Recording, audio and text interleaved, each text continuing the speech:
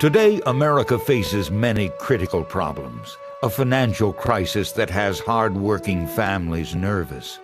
No real energy plan to make us less dependent on countries who aren't our friends. And a growing nuclear threat from leaders who have vowed to destroy us. And like so many others, Tom Mannion is tired of a do-nothing Congress that spends more time arguing than acting. We've got a Congress that's down there and they're playing partisan politics. And as a Congress, they've passed fewer bills than any Congress in our nation's history. They've renamed 81 post offices. The bills they have passed, they've passed about 290 overall, which is incredible when you think about the needs of our country. And even with that, they're not addressing the critical issues that face our nation.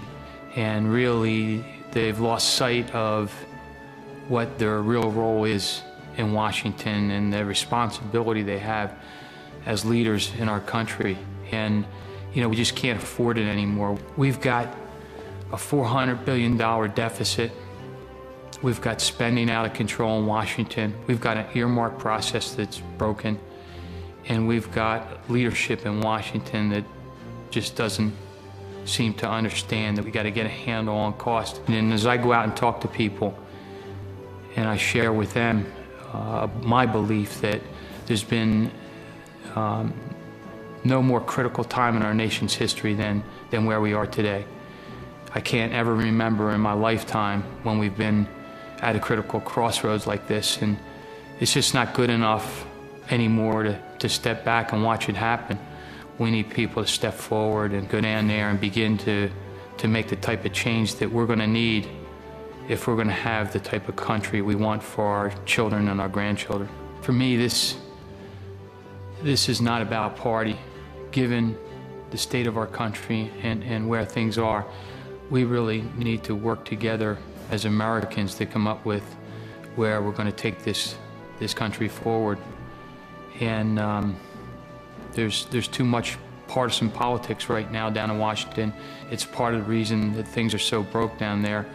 We need citizen legislators to go down and work together, work across the aisle. American people in our country can't afford to wait any longer. The priority has to be the country first, and it's not about a career. This certainly is not about a career choice for me.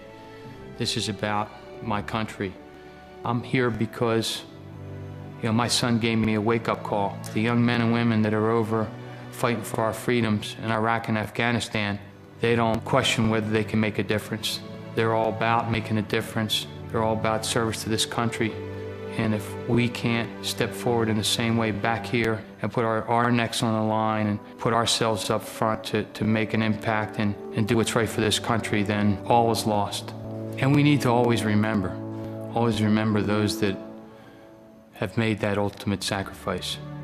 There's an inscription in one of the largest cemeteries in the Pacific at Iwo Jima, and it says, when you go home, tell them for us.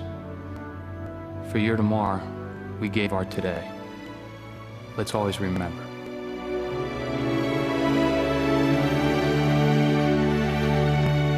This has been Letters from Travis, a remarkable story of a father and a son who have time and time again put their country first.